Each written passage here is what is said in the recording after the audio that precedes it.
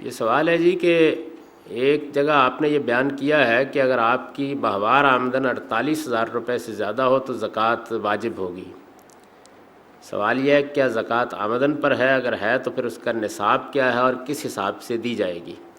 دیکھیے، زکوٰۃ مال پر ہے، زکوٰۃ مواشی پر ہے، آپ کی بھیڑ بکریاں ہیں، اور زکوٰۃ پیداوار پر ہے۔ پیداوار قدیم زمانے میں زرعی پیداوار ہوتی تھی، بعد کے زمانوں میں پیداوار کی اور قسمیں سامنے آ گئیں، مثلا صنعتی پیداوار ہے۔ تو میرے نزدیک جو نئی صورتیں آئیں گی ان میں سے ان تین کے ساتھ الحاق کیا جائے گا۔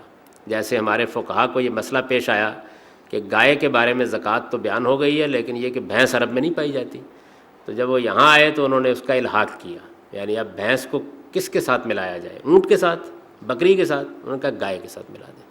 تو اسی طریقے سے پیداوار کی جو نئی صورتیں ہیں ان کے بارے میں میرا اجتہاد یہ ہے کہ ان کو پیداوار یا مزروعات یا زرعی پیداوار کے ساتھ ملا دینا چاہیے، اور ان پر وہی اصول لاگو کرنا چاہیے جو زرعی پیداوار کی زکوٰۃ کے بارے میں بیان ہوا ہے، اور وہ یہ ہے کہ اگر محنت اور سرمایہ دونوں کے ملنے سے پیداوار ہوگی تو پھر 5%، اگر ان میں سے کسی ایک سے ہوگی تو 10%۔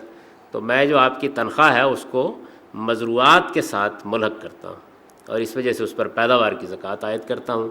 تو آمدن پر تو نہیں، پیداوار پر ہوتی ہے، تو اس وجہ سے میرے نزدیک اس میں زرعی پیداوار کی زکوٰۃ عائد ہونی چاہیے۔ باقی رہ گئی یہ بات کہ اس کا نصاب کیا ہوگا، تو نصاب حکومت مقرر کرے گی، یعنی چونکہ یہ اسٹیٹ کا معاملہ ہے، موجودہ زمانے میں حکومت نے جو نصاب مقرر کیا ہوا ہے انکم ٹیکس کے معاملے میں، میرے نزدیک اس نصاب کو مان لینا چاہیے جب تک کہ کوئی حکومت واقعی اسلامی طریقے کے مطابق نصاب کا اظہار نہیں کر دیتی۔ اس وقت غالباً 1 لاکھ روپیہ کر دیا گیا ہے، اب 48,000 نہیں ہے، آپ اس کے لحاظ سے زکوٰۃ دے سکتے ہیں۔